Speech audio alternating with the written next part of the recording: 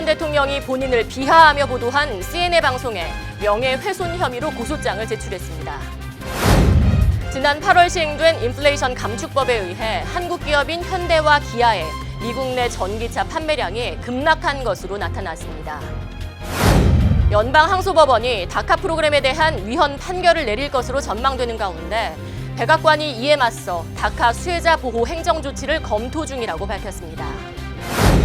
현지 시간 4일 오전 7시경 북한이 발사한 탄도미사일 가능성 물체가 일본 상공을 통과해 큰 화제가 되고 있습니다.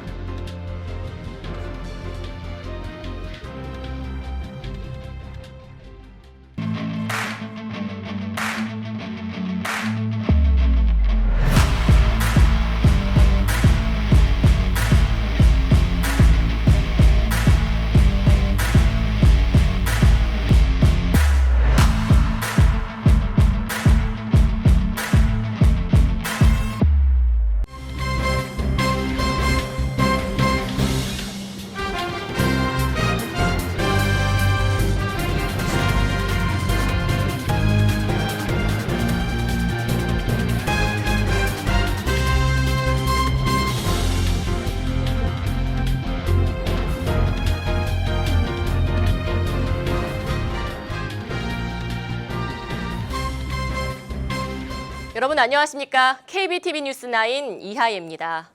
트럼프 전 대통령이 취임 이전부터 갈등을 보여온 CNN 방송의 보도에서 본인을 히틀러에 비유한 것에 대해 명예훼손 혐의로 고소장을 제출했습니다. 트럼프 변호인단 측은 해당 비하는 2024년 대선 출마에 악영향을 미치기 위한 행동이라고 주장했는데요. 첫 번째 소식 홍찬우 기자가 보도합니다. 도널드 트럼프 전 대통령이 오랫동안 갈등 관계를 보이며 대립해온 CNN 방송을 명예훼손 혐의로 고소했습니다. 3일 로이터 통신 등 외신에 따르면 트럼프 대통령 변호인단은 이날 플로리다 포트 러더웰 법원에 CNN에 대한 소장을 제출했다고 보도했습니다.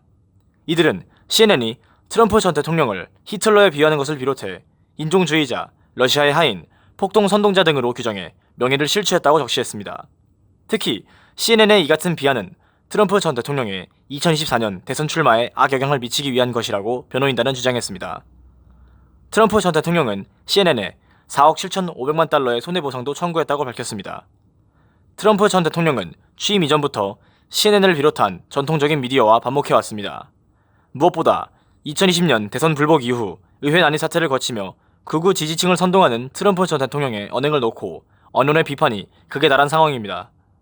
블룸버그 통신은 이와 관련해 트럼프 전 대통령이 대선 불복을 선동해 사실상 폭도들을 부추기는 과정을 놓고 광범위하게 히틀러에 대한 비유가 이루어졌으며 트럼프 전 대통령의 이민자 비판은 인종주의자라는 비판을 받아왔다고 보도했습니다. KBTV 뉴스 홍찬호입니다. 지난 8월 조 바이든 대통령이 시행한 인플레이션 감축법에 포함돼 있던 미국산 전기 차량 구매 보조금 지급 정책의 여파로 한국 기업인 현대와 기아의 미국 내 전기차 판매량이 크게 감소한 것으로 나타났습니다. 홍찬우 기자의 보도입니다. 한국산 전기차에 대한 보조금 지급 차별 논란으로 우려를 낳았던 미국 인플레이션 감축법의 여파가 미국 시장에서 현실이 되고 있는 것으로 나타났습니다. 인플레이션 감축법이 본격 시행된 이후인 지난 9월 현대차 그룹의 미국 내 전기차 판매가 이전 달에 비해 크게 줄어든 것으로 3일 집계됐습니다. 현대차 미국 판매 법인은 지난 9월 한 달간 전기차 아이오닉5를 1,306대 판매했다고 이날 밝혔습니다. 이는 8월 판매량 1,517대보다 14%, 7월 1,984대보다 30% 이상 줄어든 것입니다. 기아의 전기차 EV6도 9월 한 달간 1,440대 판매됐는데 이는 8월 1,840대보다 22% 이상 줄어든 것입니다. 지난 8월 16일 조 바이든 미국 대통령이 서명 후 공포에 곧바로 시행된 인플레이션 감축법은 미국에서 최종 조립된 전기차에 대해서만 최대 7,500달러의 보조금을 세액공제 형태로 지급하도록 규정하고 있습니다. 현대차의 아이오닉5와 기아의 EV6는 모두 한국에서 생산돼 미국으로 수출되기 때문에 보조금 지급 대상에서 제외됨에 따라 미국산 전기차와의 차별 논란과 함께 수출 타격이 예상됐습니다. 더욱이 오는 11월 중간선거를 앞둔 조 바이든 정부와 민주당이 인플레이션 감축법을 주요 입법 성과로 널리 홍보하며 미국 소비자들에게도 알려지기 시작함에 따라 현대차와 기아차의 타격은 당분간 더 커질 가능성을 배제할 수 없다는 분석도 나오고 있습니다. KBTV 뉴스 홍찬호입니다. 보수의 연방항소법원이 수일 내로 다카 프로그램에 대한 위헌 판결을 내릴 가능성이 제기되고 있는 가운데 백악관 측이 이를 막기 위해 다카 프로그램 수혜자 보호 행정 조치를 검토 중인 것으로 나타났습니다. 자세한 소식 전해드립니다. 불법 체류 청년 추방 유예 조치인 일명 다카 프로그램의 위헌 여부에 대한 관심이 집중되고 있습니다. 연방항소법원의 판결 발표가 곧 이루어질 예정인 가운데 백악관은 판결의 질 경우에 대비해 다카 수혜자들을 추방 조치로부터 보호하기 위한 행정적인 조치 마련으로 분주한 상황입니다. 백악관은 연방항소법원이 다카 프로그램에 대한 위헌 판결을 내릴 가능성을 염두에 두고 다카 수혜자들에게 피해가 발생할 경우에 대비한 다양한 조치를 고려 중인 것으로 전해집니다. 전문가들은 낙태권 판결 때와 마찬가지로 보수적인 성향이 우세한 재판부의 성격상 다카 프로그램에 대한 위헌 판결이 내려질 가능성도 높은 것으로 내다보고 있습니다. 이번 판결에서 위헌 판결이 내려질 경우 백악관이 나서 상고할 것으로 예상되지만 연방대법원 역시 보수 성향이 강해 다카 프로그램에 대한 최종 판결이 이민자들에게 불리한 결과를 안겨줄 가능성이 높다는 분석입니다. 이에 대비해 백악관은 다카 수혜자들을 추방 우선순위에서 제외시키는 방법을 적극 검토하고 있으며 국가 안보나 공공의 안전에 위협되는 경우가 아니라면 이들을 추방하지 못하도록 이민 세관 단속국에 명령을 내리는 방법도 고려 중입니다. 이민자 옹호단체들은 다카 프로그램에 대한 이 같은 논의와 판결이 이어질 때마다 신분과 체류에 불안감을 느낀다며 다카 프로그램 영구화 법 제정을 촉구하고 나섰습니다. 이번 판결 결과가 다카 프로그램 수혜자들에게 불리하게 나올 경우 약 70만 명에 달하는 다카 수혜자들은 추방될 위기에 놓일 수 있습니다. 일본 방위성이 현지 시간 4일 오전 7시경 북한의 탄도미사일 가능성 물체가 발사돼 일본 상공을 통과했다고 밝혀 일본 열도 전체가 비상사태에 빠졌습니다. 자세한 내용 전해드립니다. 북한이 4일 발사한 중거리 탄도미사일이 일본 상공을 통과하며 일본 열도 전체가 충격에 빠졌습니다. 일본 정부는 즉각 미사일이 통과한 홋카이도와 아오모리현 일대에 긴급 대피령을 내렸습니다. 기시다 우미오 일본 총리는 이번 발사를 폭거라고 비난하며 즉시 국가안전보장회의를 소집했습니다. 일본 방위성은 현지 시간 4일 오전 7시 27분쯤 북한이 탄도미사일일 가능성이 있는 물체를 발사했다고 밝혔습니다. 이 미사일은 북한에서 발사돼 약 20분간 4,000km 이상을 비행한 뒤 일본 열도에서 동쪽으로 3,000km 떨어진 배타적 경제수역 밖에 낙하한 것으로 추정된다고 방위성은 밝혔습니다. NHK는 북한이 발사한 미사일이 일본 열도를 통과한 것은 2017년 9월 15일 홋카이도 상공을 넘은 화성 12 발사 이후 처음이라고 전했습니다. 히로카즈 관방장관은 이날 북한 미사일 발사에 따른 긴급 기자회견을 2차례나 소집하며 탄도 미사일의 종류와 관련된 상세한 내용을 분석 중이라고 말했습니다. 이어 일본의 안보에 심각한 위협이자 국제사회의 평화와 안전을 위협하는 도전이라고 강도 높게 비판했습니다. 기시다 총리 역시 기자들과 만난 자리에서 북한의 이번 행위를 폭거라고 규정하며 북한의 도발을 강하게 비난했습니다. 세계보건기구 WHO는 최근 여성이 남성보다 롱코비드 후유증을 겪을 가능성이 더 높다고 발표했습니다. WHO는 유럽 주민들을 대상으로 지난 2020년과 2021년 코로나19 감염 이후 최소 3달 이상 코로나19 후유증에 시달린 환자들을 조사한 결과 여성이 남성보다 롱코비드 후유증을 겪을 가능성이 높다고 밝혔습니다.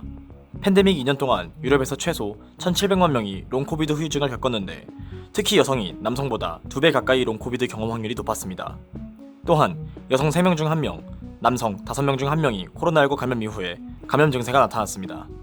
질병통제예방센터 CDC의 또 다른 연구에 따르면 코로나19 감염 이후 최대 1년 동안 65세 이상의 성인 4명 중 1명이 롱코비드 후유증을 앓고 있는 것으로도 파악됐습니다. 젊은이들 사이에서는 롱코비드 후유증은 5명 중 1명꼴로 발생했습니다. 조사 대상 13명 중 1명꼴로 첫 감염 후 3개월 이상 이와 같은 증상을 겪고 있다고 응답했고 여성의 경우 9.4%가 이 증세를 겪어 남성 5.5%보다 비율이 높았습니다.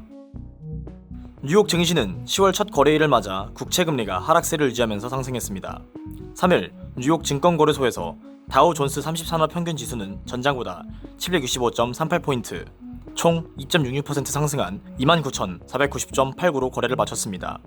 스탠더드 앤드 푸어스 500 지수는 전장보다 92.81포인트, 총 2.59% 상승한 3,678.43으로 기술주 중심의 나스닥 지수는 전장보다 239.82포인트, 총 2.27%로 뛴 1815.44로 장을 마감했습니다.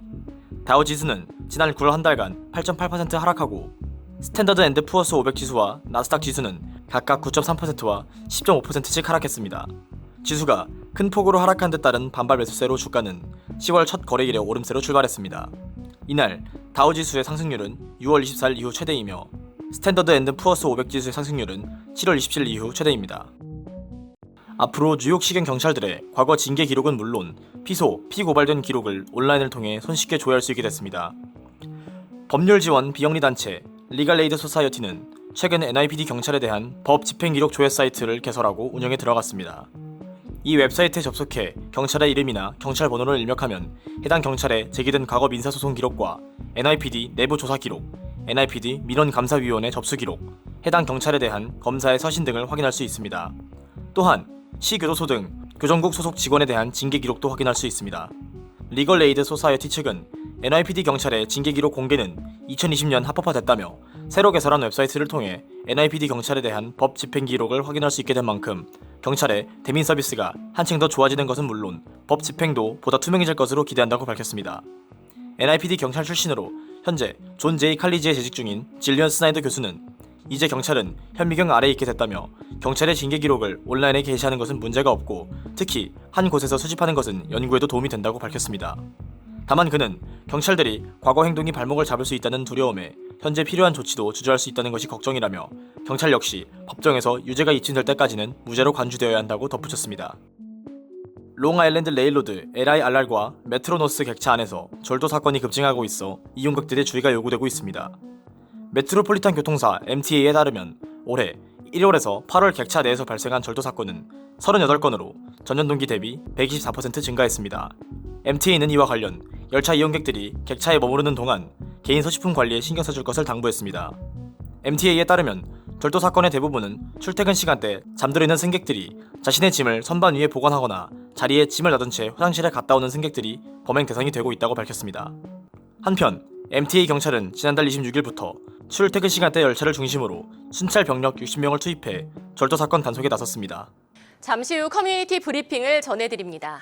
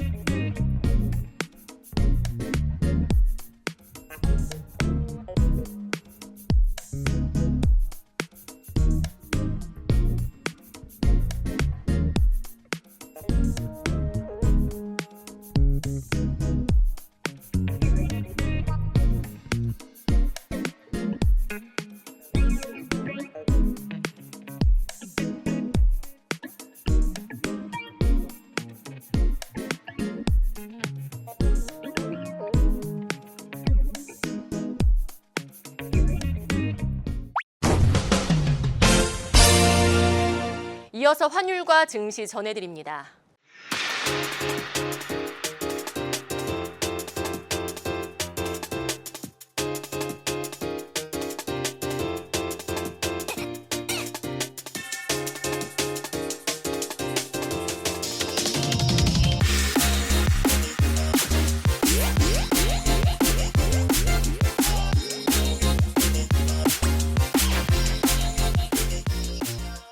잠시 후 뉴욕과 뉴저지 날씨 전해드립니다.